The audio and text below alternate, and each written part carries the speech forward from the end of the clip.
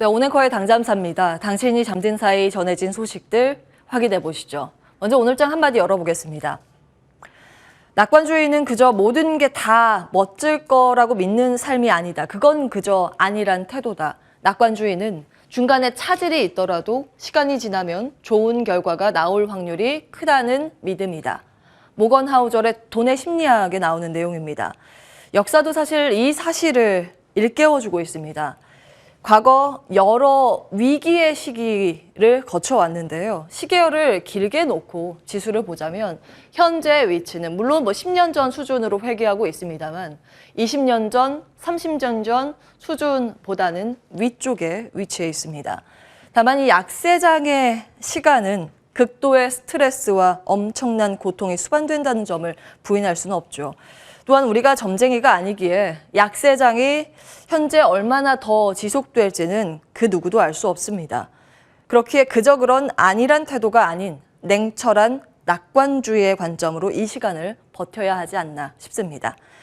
본론으로 가겠습니다. 어제 하루 동안도 전 세계 증시에서 일간으로 코스닥 지수가 가장 많이 빠졌습니다. 그리고 1개월 수준으로 봐도 전 세계 증시에서 코스닥 지수의 낙폭이 가장 두드러집니다. 1개월간 순위로 지금 나열이 돼 있는데요. 그 다음이 브라질 보베스파, 그 다음이 코스피입니다.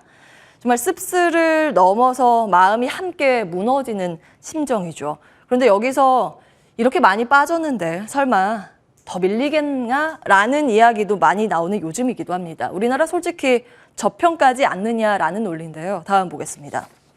주가를 주당 순자산 가치로 나눈 값이 PBR이죠. PBR 1배가 딱 청산 가치인데요. 그 밑을 저평가라고 통상 일컫습니다. 어제 사실 시작이 떨어져서 이보다 조금 더 PBR이 내려왔을 겁니다. 0.95배 그 수준까지 밀려 있을 텐데요. 과거의 흐름을 보면 사실 이보다 더 내려간 적도 적지는 않습니다. 현재 분명 시장은 저평가지만 이 저평가의 정도가 더 깊어질 수 있다는 건데요. 결국 이 확정 실적 기준의 PBR 1배가 바닥을 의미하는 건 아니라는 점 그래프를 통해서 확인하실 수 있습니다. 그러면 이 약세장의 깊이는 무엇이 결정할까요? 경기 후퇴에 대한 우려, 그 이상의 악재가 시스템 리스크일 텐데요. 시스템 리스크가 발생할지 말지에 따라서 약세장의 깊이가 좌우되지 않을까라는 고민들이 많이 제시되고 있습니다. 다음 보시죠. 과거의 시스템 리스크라고 하면 글로벌 금융위기, 카드 위기, 외환 위기, 그리고 대기업 유동성 위기가 될 텐데 앞서 보신 것처럼 PBR이 굉장히 많이 떨어져 있었습니다. 경험적으로 경기 후퇴까지만 반영을 한다고 하면 지수가 한 20에서 25% 하락을 해왔을 텐데 이런 시스템 리스크까지 번진다고 하면 통상 한 50% 이상은 낙폭을 보여왔습니다. 어제 코스피 종가 수준으로 장중 하락 분까지 반영해서 다시 계산을 했더니 딱 30%의 낙폭을 고점 대비 보였습니다. 현재 상황을 보면 경기 후퇴 우려는 이미 반영을 시켰고 시스템 리스크는 반영시키지 않은 것으로 보입니다. 그래서 정리해 보겠습니다. 다음 보시죠.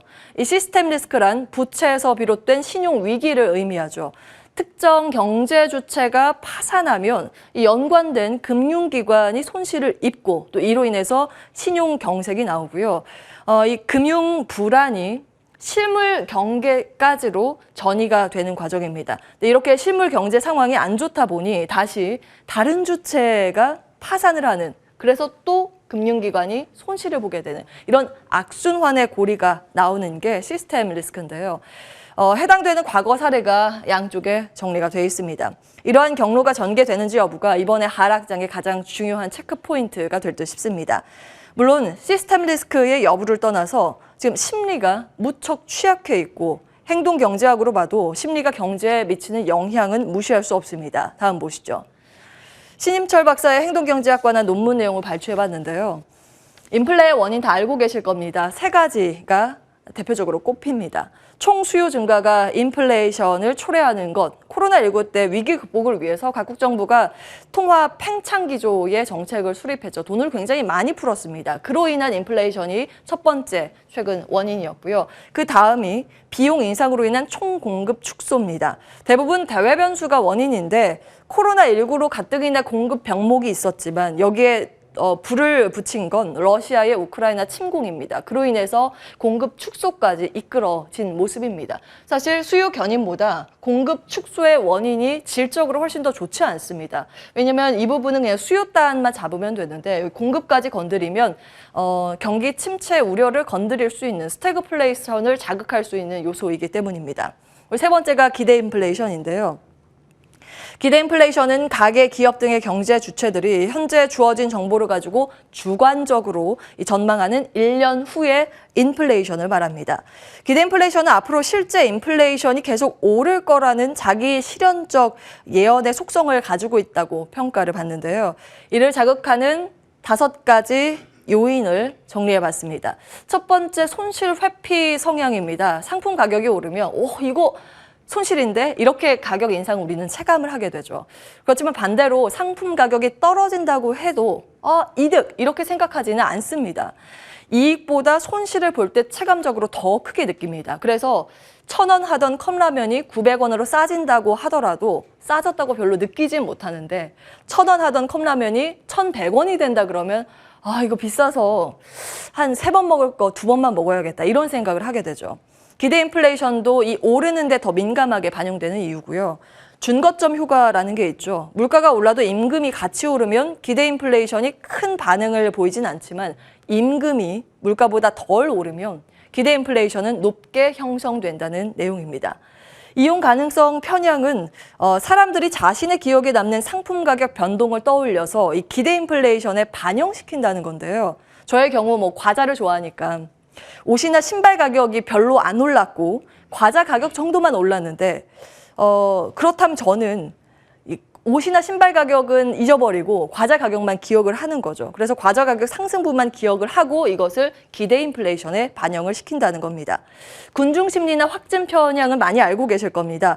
기대 인플레이션을 높게 형성한 경제 주체들이 각자의 가격을 올리면 다른 경제 주체들도 따라서 올리는 그런 현상이고요. 확증 편향은 내가 보고 싶은 것만 취합해서 보게 되는, 반대 의견은 무시해버리는 그런 성향이 있습니다. 이런 일종의 비합리적인 심리가 기대 인플레이션의 작동 원리라는 내용입니다. 이 내용들을 한마디로 정리하면 경제도 결국 심리고 그 심리의 성향을 보자면 기대 인플레이션은 떨어지기는 어렵지만 올라가는 건 쉽다는 겁니다. 그래서 실질 물가가 올라서 심리가 위축되는 것보다 심리가 미리 물가 더 오를 것 같은데 라고 겁먹어서 사후에 진짜 물가를 올려버리는 그런 결과를 초래할 수 있다는 건데요. 1년짜리 기대 인플레이션 캡처를 해왔습니다. 확실히 최근 이렇게 가파른 상승세가 이어지고 있다는 점 확인을 하실 수가 있습니다. 이 정도 수치면요. 1991년까지 가야 나오는 수치입니다. 최근 시장 하루하루 방향을 보면서 일희일비할 수 없는 장세죠. 시계열을 크게 늘려서 이런 매크로 상황을 봐야 하기 때문에 오늘은 이런 내용을 먼저 준비해봤습니다. 시장의 체크포인트 첫 번째, 시스템 리스크 여부, 두 번째, 심리 변화의 여부입니다. 다음 보겠습니다. 자, 그럼 간밤 미증시 어떤 움직임을 보였는지 확인을 해보셔야겠죠. 여전히 주변 가격들은 경기 침체를 반영시키고 있습니다. 실제로 침체가 나온 건 아닙니다만 침체에 대한 우려를 미리 당겨서 반영시키고 있는 현재 구간입니다. 원자재 시장 동반해서 약세가 지속되는 모습입니다. 원유가 2% 추가 하락을 하면서 배럴당 104달러까지 내려와 있고요. 경기의 가늠자라고 일컬어지는 닥터코퍼죠. 구리 가격이 연속해서 급락세를 멈추지 않고 있습니다. 곡물 가격 동반해서 약세 흐름이 요즘 짙어지고 있고 미 증시에서 곡물 관련 테마주들도 동반해서 하락하는 모습 눈에 띄었습니다. 그리고 국채 금리의 하락세도 어제 이어서 오늘도 좀 가파르게 나왔습니다. 전방위적인 하락세인데요. 다음 보겠습니다. 그렇지만 여기까지는 어제와 같지만 뉴욕 증시는 그와 정반대로 오히려 상승세를 시현했습니다. 파월 연준 의장이 청문회 일정 하루 더 있었죠. 하원 증언이 간밤 있었는데요. 어제와 같은 내용을 이야기했습니다. 인플레이션 잡힐 때까지 금리 인상 단행하겠다는 의지는 천명했습니다. 그리고 경기 침체 가능성은 여전히 인정하면서도 인플레이션을 낮추면서 강한 고용 시장을 유지할 수 있다고 이야기를 했습니다. 약간은 완화적으로 포장하려는 노력은 보였습니다. 사실 이제 파월 의장은 시장에 최대한 충격을 주고 싶지는 않겠죠. 그런 부분의 반영이라고 보시면 되겠습니다. 근데 시장은 사실 장중에요. 연준 다른 인사들이 강력한 긴축이 필요하다는 코멘트가 나오면서 이렇게 한번 급락하는 모습을 보이기도 했습니다만 저가 매수세도 유입이 됐고 이제 국채 금리가 많이 떨어졌기 때문에 성장주 그러면 괜찮을까라는 이런 논리가 이제 시장 내에서 그런 해석되는 분위기가 나오면서 나스닥 종합주가 지수가 탄력적으로 움직였습니다. 1.6%의 플러스권 마무리가 됐습니다. 다음 보시죠. 네, 경기 침체 우려는 사실 악재이기 때문에 추세 반등은 무리가 있어 보인다는 월가의 시각이 간밤 우세했다라는 점 참고해 보셔야겠고요. 히트맵 나와 있습니다. 앞서 보신 것처럼 나스닥 지수가 강한 상승세를 보였죠. 아마존 등의 마이크로소프트 등의 빅테크 기업들이 일단은 반등에 나서줬는데요. 굉장히 아쉬운 부분은 이 부분이죠. 반도체 쪽은 웃지 못했습니다. 나냐 CEO가 하반기에 서버 수요 약할 거라고 언급을 하기도 했고 전반적으로 우리나라와 관련된 밸류체인단에 이제 반도체 밸류체인단에 대한 하향 조정 의견도 레포트가 나왔습니다. 이 점은 좀 걱정이 되는 상황이고요. 또 웃지 못하는 섹터, 에너지 섹터가 이틀 연속 급락하는 모습이었습니다. 다음 보시죠. 대부분의 종목이요. 고점 대비 한 30% 이상씩은 밀려있는 상황입니다. 간밤, 낙포, 그리고 석유, 가스, 테마까지 정리를 해봤습니다. 지금 시장에서 해석하고 있는 논리는 아래일 텐데요. 물가가 높으니 긴축 더 강하게 할 거다. 그러면 경기 침체가 나오지 않을까라는 이런 걱정이 에너지주를 끌어내리고 있는 상황일 텐데 물가가 이 논리대로라면 정말 생각보다 빠르게 내려오게 될까요? 그 여부를 체크할 일종의 가늠자가 에너지주가 아닐까 싶습니다. 다음 보겠습니다. 이와 대치되는 부분이죠. 여전히 탈탄소에 대한 의지 그리고 신재생 에너지를 더 강력히 밀어야 하지 않을까라는 고민이 주가에 반영이 됐습니다. 태양광 섹터, 풍력 섹터 동반해서 강한 상승세를 시현했고요. 테마 섹터 안에서 태양광 섹터가 조금 더 탄력적인 흐름을 보였습니다. 그리고 친환경 차는 요즘 계속해서 흐름이 좋습니다. 사실 미 증시 내에서도 그렇지만 어제 중화권 증시가 굉장히 강했죠. 그 안에서도 압도적인 상승률 상위에 포진되어 있는 종목들이 친환경 배터리 단이었습니다. 간밤 다만 이제 테슬라가 약간 하락하기도 했지만 상하이 공장 이슈가 있어서 그렇습니다. 나머지 대부분의 관련 종목들은 급상승세를 시현했다는 점 체크되고 있습니다. 다음 보겠습니다. 마지막으로 국내 언론 보도 내용 하나 더 체크를 해볼 텐데요. 주요 증권사들의 신용 담보 부족 계좌가 급증했다고 전해지고 있습니다. 물론 이 담보 부족의 모든 계좌에서 반대 매매가 나온다는 걸 의미하는 건 아니지만 현재 이제 반대 매매가 나올까 겁먹고 물량을 던지는 그 심리 싸움도 좀 염두에 두셔야겠습니다. 다음 보겠습니다. 어제 개장 중계하면서 차영주 소장께서 시간대를 체크해 주셨죠. 다시 정리를 했습니다.